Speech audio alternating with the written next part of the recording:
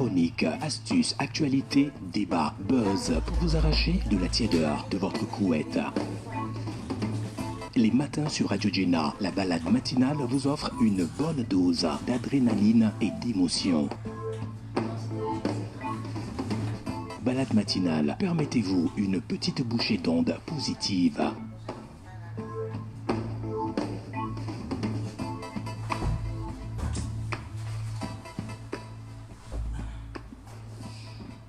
De retour dans la balade matinale, vers la fin, on va vous proposer un petit repas pour vous permettre de passer un bon week-end en attendant que Méchac ne soit prête par rapport à ce plat qu'elle va nous proposer. En tout cas, Oui, du lourd. Tu as apporté le plat? Ouais, du lourd. Où est-ce que tu as déposé le plat? Parce que je n'ai pas retrouvé ça quand je suis arrivée hier. Non, c'est dans le frigo. Quel frigo? Le frigo de ton bureau. Alors, maintenant, on va parler de la production locale, de la consommation locale. Vous savez que nous sommes dans le mois d'octobre. C'est un mois dédié à la promotion des produits locaux au Togo. Et donc, on va revenir sur cette thématique avec Jean Bokovi qui organise souvent des actions à l'endroit de la vulgarisation, de la promotion des entrepreneurs togolais. Bonjour Jean. Bonjour madame. Vous allez bien? Je vais très bien. Alors, vous venez du Centre d'éducation genre et d'entrepreneuriat fertile, CGF. Tout se passe bien du côté du centre? Oui, ça va. D'accord. Merci à Dieu. Ok. Aujourd'hui, on va parler du capital humain fort de mobilisation de la production et de la consommation locale pour une économie circulaire au Togo. Mais avant de revenir sur ce thème-là, depuis que vous avez commencé par travailler, quel est le constat que vous avez fait autour de la production locale? Oui, depuis que nous nous sommes lancés dans ce parcours d'activité, le constat que nous avons fait, c'est un constat beaucoup plus global. Et parcourant des acteurs en acteurs et sur toute la chaîne de production. Donc, pour parler, tout le monde est concerné. Oui, maintenant, est-ce que vous pensez qu'il y a des changements, de l'évolution dans la transformation des produits, dans la présentation, dans le packaging des produits? Parce que vous accompagnez beaucoup d'entrepreneurs. Est-ce que vous avez constaté des changements, des évolutions? Oui, d'accord. Et je peux dire, l'année dernière, nous avons accompagné cinquantaine, parmi lesquels nous avons senti certains changements. Ouais. Oui, certains qui traînent à venir et certains qui, je vais dire, par force majeure, ont abandonné. D'accord. Donc, il faut savoir que déjà, sur la chaîne de la production et de la consommation locale, c'est un véritable challenge qu'il faut relever tous les jours. On a parlé tout à l'heure dans votre présentation de CGF. Qu'est-ce que vous faites concrètement du côté du Centre d'éducation genre et d'entrepreneuriat fertile? Bien, ce que nous faisons au CGF, le Centre d'éducation genre et d'entrepreneuriat fertile, en réalité, nous accompagnons les jeunes entreprises en phase de lancement. Nous les orientons pour atteindre de leurs objectifs respectivement. Et donc, nous offrons sur cette carrière des renforcements de capacités entrepreneuriales et managériales. Nous offrons également des mentoring et coaching qui leur permettent effectivement de booster leurs activités. Pourquoi CGF s'est engagé de ce côté-là, de l'éducation genre et de l'entrepreneuriat? Absolument. Et nous nous sommes engagés là parce que c'est un constat que nous avons fait, surtout auprès de la plupart des jeunes qui veulent se lancer mais qui manquent des outils. D'accord. Parce que nous autres également, avant de se lancer, nous sommes beaucoup préparés et nous avons vu, nous avons vu et nous étions aussi lauréats de plusieurs organisations panafricaines et internationales. Donc nous avons vu qu'avant de se lancer, il faut vraiment se préparer. Raison pour laquelle nous mettons sur pied ce schéma d'accompagnement pour Les les entrepreneurs, les jeunes qui veulent se lancer. Est-ce que ce n'est pas parce que certains jeunes, pour eux, n'ont pas vraiment compris ce qu'on appelle l'entrepreneuriat, qu'ils se lancent dans le domaine comme cela, sans formation, sans recherche? Parce qu'on se dit, je me cherche, que je ne commence pas à vendre quelque chose, demain je trouverai de l'argent. C'est ce que plusieurs jeunes se disent avant de se lancer dans en l'entrepreneuriat. réalité, j'ai souvent dissocié ce point du moment quand peut-être que quelqu'un vend quelque chose au bord de la route et puis trouve un bénéfice. On a juste pensé qu'on est en train de faire l'entrepreneuriat. Alors que ce n'est pas le Ce cas. n'est pas le cas, parce que l'entrepreneuriat, en réalité, c'est un engagement beaucoup plus à long terme. Ouais. Donc, pour y arriver, pour vraiment lever les défis, il faut se préparer, serrer bien les ceintures et pour arriver. D'accord. Alors, au-delà de l'accompagnement des entrepreneurs, vous organisez des événements. Cette année encore, vous vous lancez dans d'autres activités. Est-ce qu'on peut avoir une idée de ce qui est prévu par CGF pour les jeunes entreprises? Oui. Actuellement, je vais dire, nous sommes au cours d'une campagne nationale qui promouve la consommation locale. Par Ricocher, la production locale. D'accord. Et de ce fait, nous sommes vers le CAP Forum Rencontre du consommé local qui regroupe les jeunes, enfin nos membres, les personnes avec qui nous travaillons, les jeunes entreprises avec lesquelles nous travaillons, pour s'asseoir autour d'un plateau de réflexion, de partage d'expériences, de coaching et aussi de mise en relation pour un lendemain meilleur. Donc, de ce fait, ça va démarrer déjà le 26 octobre prochain. Ça prendra 3 jours, 26, 27, 28 octobre, à partir de 10h à la Chambre de commerce et de l'industrie du Togo. Vers la plage de Lomé. Oui, vers la plage de Lomé, au niveau de la CFE. Voilà, donc qui meublera des activités de masterclass et occasionnant en alternance des expositions pour nos jeunes qui ont des produits à exposer auprès de la cible ou de l'audience. Et en parallèle d'un dîner que nous offrons, un dîner local entre les membres. Donc on va venir manger. Oui, ou bien c'est entre les membres de C'est entre les membres et nos invités. Donc vous faites partie déjà de nos invités. Parce que si c'est les membres seulement, on va aller adhérer à CGF pour le dîner local. Alors, parlons de capital humain dans la consommation locale. Qu'est-ce qu'on entend par capital humain? Est-ce que c'est ce thème qui va revenir lors de ces actions-là la semaine prochaine? Oui. Quand nous parlons du capital humain, en réalité, c'est la valeur ajoutée que l'homme peut apporter à la juste valeur de la promotion de la consommation locale. D'accord. Vu que l'homme est au centre, quelles sont ses actions, la plus-value pour encourager la consommation locale? Donc, c'est là notre problématique d'ordre du jour. D'accord. Donc, l'homme, l'être humain, au cœur de la promotion de la consommation locale. Donc, ce sont des échanges que vous aurez avec des panélistes. Avec des panélistes, des panels, des ateliers et aussi des partages d'expérience. D'accord. D'accord. Alors, quel est l'apport de chaque acteur à cette problématique que vous relevez? Acteurs privés comme publics. Voilà.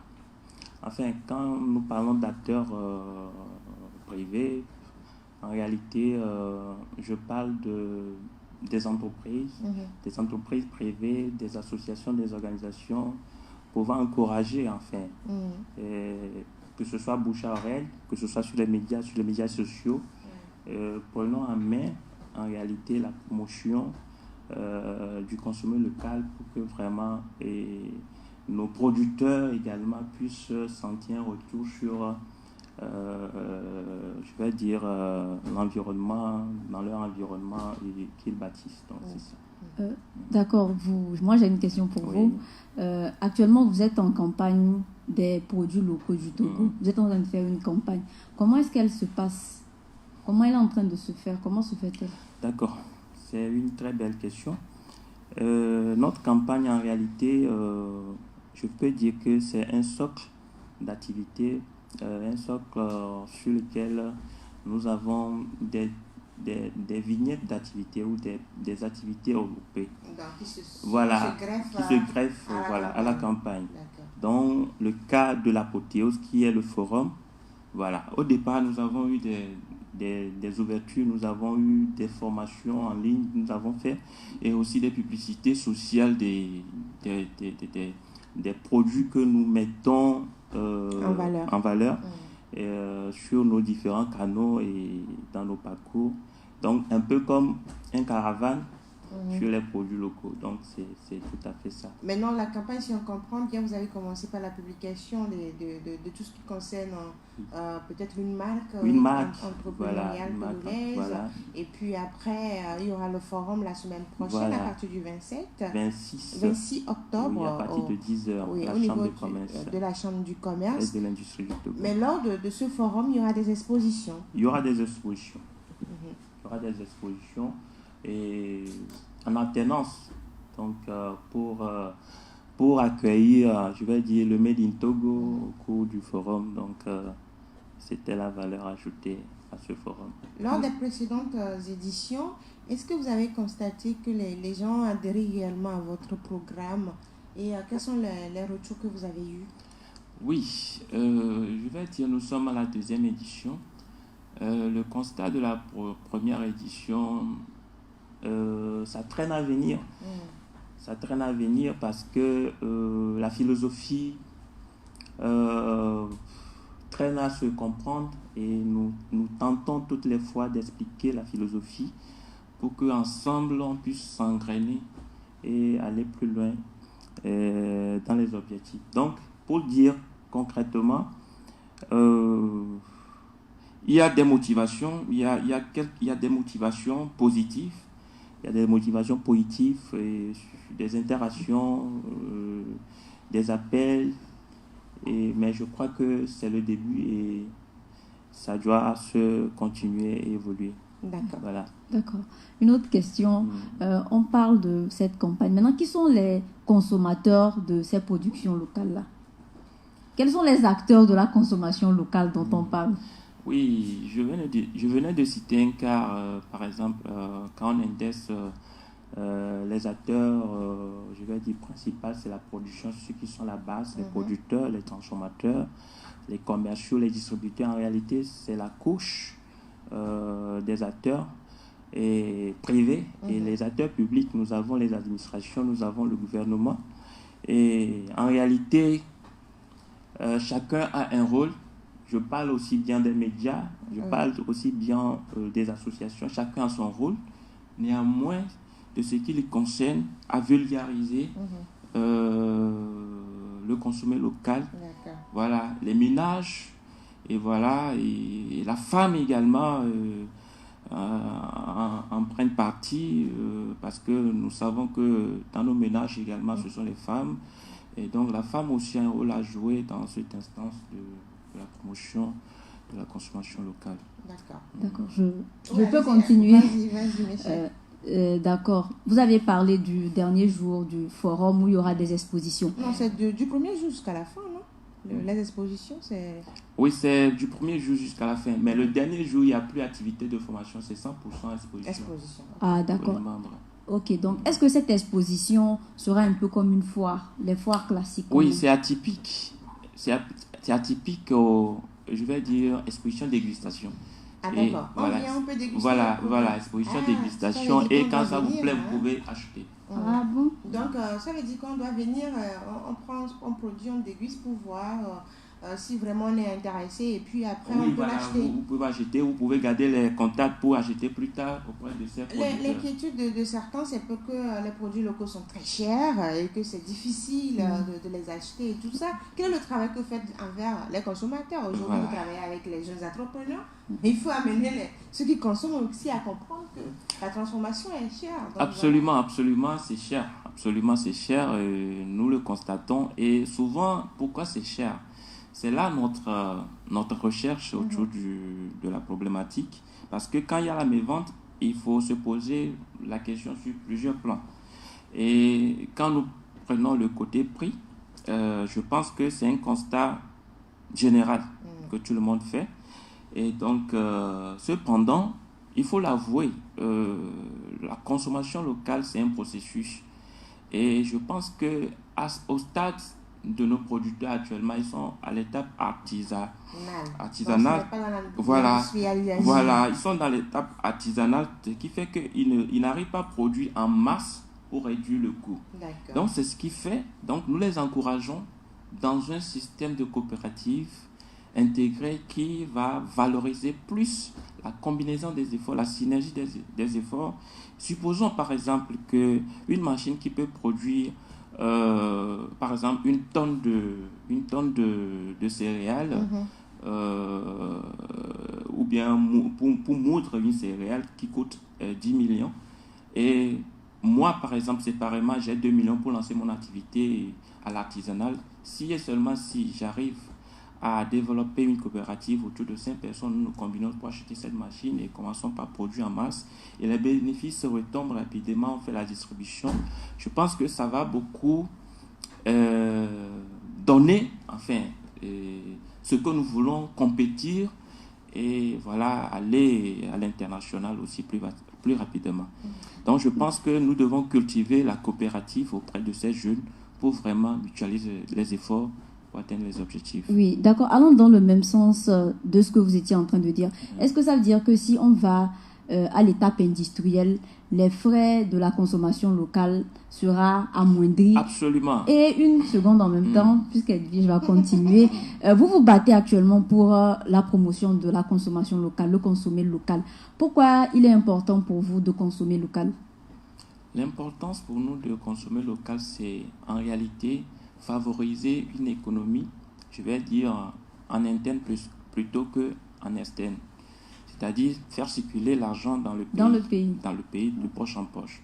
Parce que, imaginez, je paie un produit extérieur, enfin, je ne dépose pas l'argent cependant dans le trésor public de l'État, mais plutôt, je le dépose dans le trésor public extérieur d'un État que je ne maîtrise pas. D'accord. Donc, pour faire développer l'État togolais, il faut aller vers la consommation locale. Pour développer l'investissement auprès des jeunes, il faut aller vers la consommation locale. Est-ce que vous ne pensez pas qu'il est mieux d'avoir peut-être des journées des consommateurs des produits locaux que de dire promotion des entrepreneurs locaux et tout ça? Parce qu'aujourd'hui, il faut amener le consommateur à comprendre qu'il est nécessaire d'aller vers les produits locaux. Qu'est-ce que vous pensez de cette idée-là? Oui, votre idée est la bienvenue. Enfin, nous, au niveau du CGF, il faut l'organiser. Donc, c'est pris en compte. Je vois que c'est une idée très pertinente que nous allons vulgariser dans les prochaines éditions. D'accord. Alors, pour cette édition, qu'est-ce que vous attendez pour une belle réussite de cette deuxième édition de votre programme? Nous attendons la participation massive, l'entrée gratuite. Donc, nous attendons les participations massives ouvertes à tout jeune entrepreneur qui offre des services et comme des produits locaux. Donc, que ce soit vous êtes tailleur, couturière, ce forum est la bienvenue pour vous. Oui, moi, c'est l'exposition qui m'intéresse beaucoup, donc je vais poser des questions allant dans le sens de l'exposition. Quels seront les produits qui seront mis à l'honneur? Ce sont les produits essentiellement agricoles, ce sont l'élevage, les produits de l'élevage, c'est-à-dire les poulets, les pintadous, ce sont les nourritures transformées, la pâte, le riz qu'on aura aux expositions. Oui, il y a toutes sortes. Il y a toutes sortes pourvu que cela soit hygiénique. Enfin, ça répond à l'hygiène de l'environnement. De la sécurité alimentaire. Oui, la sécurité alimentaire. Donc, il y aura les tisserandes. Il y a une qui m'avait même appelé, qu'elle viendra avec ses machines en train de faire les chaussures et voilà, pour valoriser cette talent et tout. Voilà, donc c'est un exemple. Certains qui viendront faire leur collation, enfin, je vais dire, dégustation sur place pour montrer la valeur de leur production, etc. Et pour ce qui concerne peut-être les pintades, si c'est les pintades déjà gérées, et les c'est la bienvenue et braisées, et c'est déjà bon. Parce qu'il y a des entrepreneurs togolais qui le font. Hein? Ils le font. Et s'il y a des pintades ou bien des poulets, peut-être ou bien des poules, ou bien des pentades vivants, et que vous pouvez les mettre dans vos trucs, ou bien dans des cages bien hygiéniques, je crois que qui répond à la sécurité sur l'exposition. Donc tout sera présent en fait. Tout produit, si vous avez besoin, du cosmétique. Le cosmétique, n'en parlons même plus du cosmétique. Voilà, le cosmétique aujourd'hui on dit il faut aller vers la transformation. Le cas, c'est pas seulement le manger. Il y a l'habillement, il y a ce qu'on utilise pour l'entrepôt et tout. Donc il y a beaucoup de choses qu'on peut découvrir à travers ces actions du CGF. Et donc vous êtes invité à partir du 26 octobre. 26 octobre à partir de 10h. À la Chambre du commerce à partir de 10h. C'est ouvert à tout le monde. Les discussions sont ouvertes. Donc venez et puis découvrez. Vous pouvez échanger même avec des entrepreneurs que vous voulez peut-être découvrir, qui vous donneront des idées, acheter les produits, puisqu'il y a l'exposition jusqu'au 29. Jusqu'au 28. 28. Donc du 26 au 28 octobre à la Chambre du commerce. Alors, Jean Bokovi, quel est votre message pour finir cet entretien avec vous sur l'entrepreneuriat togolais ou l'entrepreneuriat en matière de consommation locale?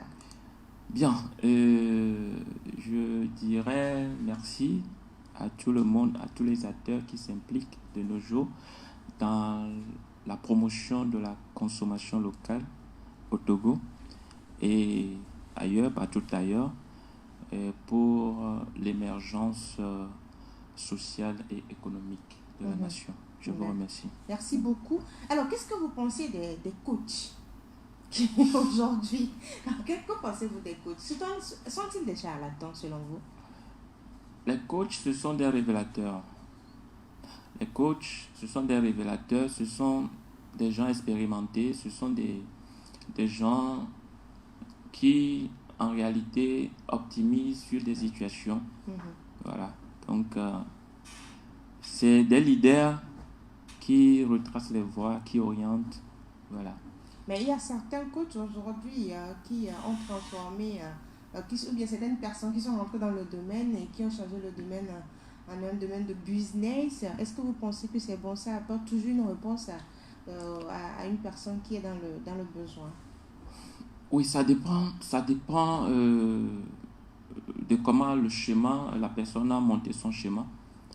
Je prends le cas, par exemple, d'un schéma curatif qui peut durer 1 an.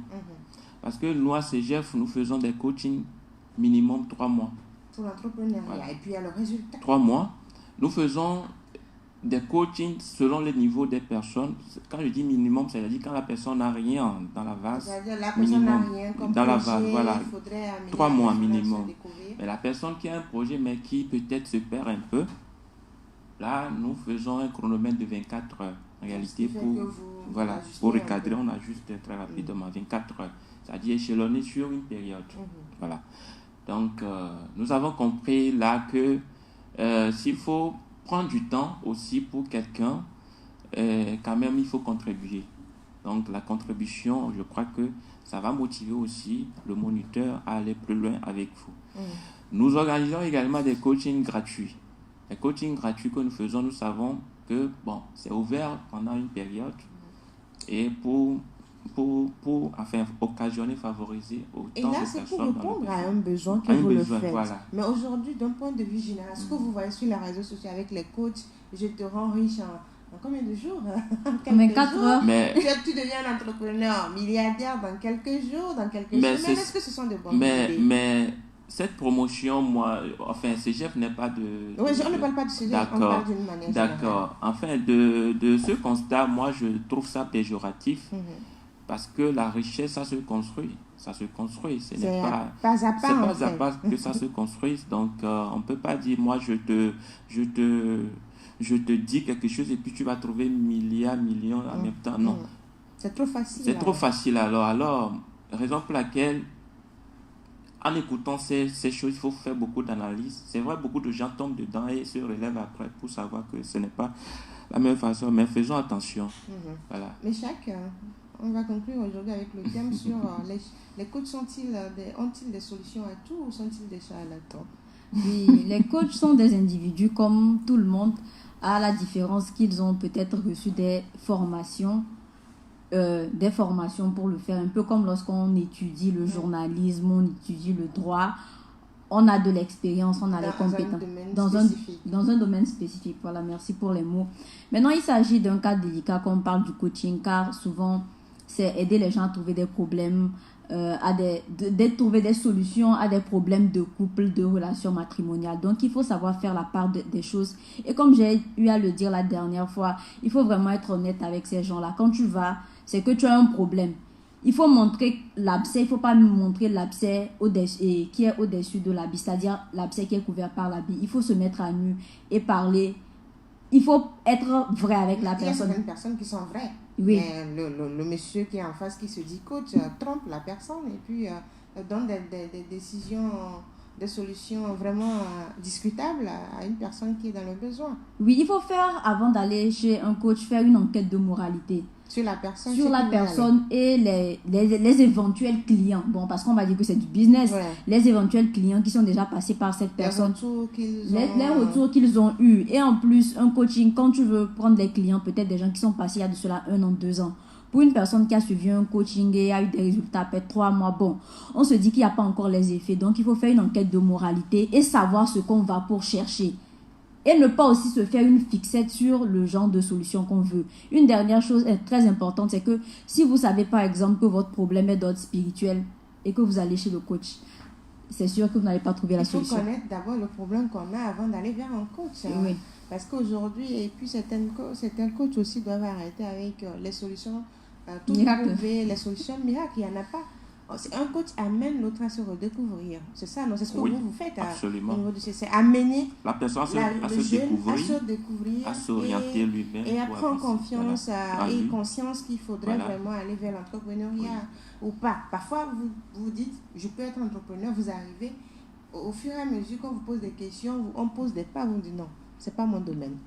Et vous sortez. Absolument. Donc, c'est ça le travail du coach. Et non, bon, toi, tu ne peux pas être entrepreneur. Est-ce qu'on peut le dire comme ça? Un coach peut dire ça? Non, c'est très vite dit. Quand on dit à quelqu'un tu ne peux pas être entrepreneur, c'est trop vite dit. Et jusqu'à preuve du contraire, quels sont les éléments que vous pouvez lui apporter avant de mesurer cette valeur pour lui, pour dire qu'il ne peut pas entreprendre. Donc, en réalité, il faut amener cette personne sur certaines dimensions et avec des exercices, des actions, si la personne n'arrive pas, on peut conclure cependant que voilà, vous ne pouvez pas entreprendre. Voilà. D'accord. Et donc, pour ceux qui demandent aux gens, j'ai un problème avec mon mari, j'ai un problème dans mon couple, le code dit divorce, pardon. Il faut vraiment écouter les gens avant de leur dire de divorcer. Et puis, chers auditeurs, vous le savez, quand vous allez vers une personne, la personne vous dit quelque chose, réfléchissez autour de ce que la personne a eu à vous dire. Posez-vous la question, est-ce que c'est réellement la solution à mon problème? Est-ce que c'est réellement? Vous posez le pour et le contre. Voilà. Et souvent, même on écoute certains, on ne va même pas vers les coachs, c'est parce qu'on écoute les conseils que le coach donne à une autre personne qui vient d'étaler son problème et vous dites, c'est comme c'est mon problème, hein, donc c'est la solution. Alors que ce n'est pas la même chose. Peut-être les problèmes se ressemblent, mais ce ne sont pas les mêmes solutions qui vont vous aider à résoudre vos difficultés ou vos problèmes. Donc faites attention aux choix que vous faites. Est-ce que vous écoutez aussi? Faites attention à ça. Il n'y a pas une solution toute trouvée. Hein. C'est des recherches qui se font, des recherches, des discussions, de la reconnaissance. On se dit, à un moment donné, on se redécouvre et puis, voilà, on a une solution. Mais en 1 minute, comme ça, là... C'est magique. Je deviens millionnaire en 1 semaine, là, même Dangote ne l'a pas fait. Même le monde a été créé en 7 jours. J'ai dit Dangote ne l'a pas fait. Merci. Voilà, ça n'est même pas en 1 journée. Oui. Et donc, même Dangote n'a pas eu 5 milliards en 1 semaine. Et continue même par travailler et pas tous les jours. Donc, il n'est pas à la maison juste pour... Non. Donc, travaillons pour pouvoir réussir. C'est ça. Voilà ce qu'on peut dire par rapport au thème de la semaine concernant les coachs. Est-ce qu'ils ont des solutions à tout ou sont-ils des charlatans? Vous avez compris, ce ne sont pas des charlatans. Donc, ce sont des êtres humains. Voilà. On a parlé d'entrepreneuriat togolais ou de la consommation locale. Aller vers les produits locaux, c'est vraiment important. Et pour finir, tu as une recette pour nous, hein? Oui, une spéciale recette que j'envoie à Joanita depuis sa position. Voilà. Joanita, bonjour. Donc, il faut bien suivre. Pour ce week-end, je vous propose une soupe de gingembre. D'accord, soupe de gingembre. Oui, soupe de gingembre accompagnée de boyau. Que vous pouvez prendre soit avec du riz ou du foufou. Mais moi, je préfère le prendre comme une soupe parce qu'il y a assez d'eau. Pour votre soupe, vous aurez besoin de gingembre. Vous aurez besoin de mélange d'épices selon votre convenance. Ail, anis, tout ce que vous voulez, oignons, piment et tout. Ça dépend de comment vous voulez vos épices. Donc, du gingembre, des épices, du sel. Pour des personnes qui utilisent des bouillons d'assaisonnement, les cubes, vous pouvez l'ajouter. Et également des boyaux, des tripes de viande de bœuf. Voilà. Donc, vous prenez d'abord, vous allez commencer la préparation avec les tripes de boyaux. Vous allez aller payer ça au marché ou je ne sais pas, vous allez tuer votre bœuf. Vous faites comme vous voulez. Vous venez, vous lavez soigneusement parce que souvent dans les boyaux, il y a du sable, il y a beaucoup de déchets, il y a du sable et tout. Donc, lavez, vous pouvez tremper préalablement dans de l'eau salée et vous lavez. Quand vous finissez de laver, il est bien de tremper un peu dans de l'eau salée pour tuer un peu les microbes. Surtout dans les intestins, prenez le temps de bien laver. Vous finissez, vous découpez vos morceaux de boyaux, vous les posez vous les mettez dans la casserole, vous posez la viande au feu, vous ajoutez du sel, du cube, du bouillon d'assaisonnement. Si vous voulez, voilà, du sel, du poivre. Vous préparez correctement les boyaux, un peu comme la viande. Lorsque ça sera prêt, vous ôtez la casserole, vous mettez une autre casserole. Les gingembres dont je parlais préalablement, il faudra les râper et les écraser. Maintenant, il y a des personnes qui trouvent assez épicé le gingembre et ne supportent pas, peut-être parce qu'elles ont des ulcères ou que c'est trop fort. Parce qu'il y a des races aussi de gingembre. Donc, vous pouvez mélanger ce gingembre avec un peu d'arachide ou un peu de sésame, mais toujours écrasé. Juste pour casser un peu. Pour casser le goût assez épicé, très piquant, parce qu'il y a des gingembre qui sont très piquants. Donc, vous mettez ça au feu, vous préparez, vous mettez avec assez d'eau, moyennement. Ça bout, ça cuit correctement. Et ensuite, vous ajoutez vos boyaux dans le mélange de gingembre et d'arachide préalablement bouilli. Vous pouvez ajouter différents types de piments. Il y a les longs piments verts là. Je ne connais pas très bien le nom. Les longs piments verts, de préférence les oignons blancs, un peu d'échalotes et quelques tomates coupées. C'est prêt. Vous pouvez manger. Et vous consommez. Voilà. Vous prenez et vous consommez local. Voilà, c'est local. Bon appétit. Il n'y a rien de l'extérieur. Bon appétit, c'est local. Et puis, vous le savez, avant de prendre votre sauce, je vous propose une petite salade macédoine avec pommes de terre, de la pomme de terre, des carottes, 2 carottes, peut-être 3 pommes de terre, de l'oignon, des petits pois, de l'haricot vert et puis un œuf. Et peut-être de la mayonnaise si vous en voulez. Et puis, voilà, vous coupez tout ce que je viens de donner comme ingrédient. Pommes de terre, là, il faut les préparer. Hein. Voilà. Les carottes, vous pouvez préparer juste quelques minutes, 5 minutes avec l'haricot vert. Parce que les carottes ne doivent pas être vraiment trop... quand c'est trop cuit, là, c'est pas bien, quoi, en fait. Oui, Edwige, pardon, est-ce qu'il est conseillé dans une salade de manger les légumes cuits ou crus?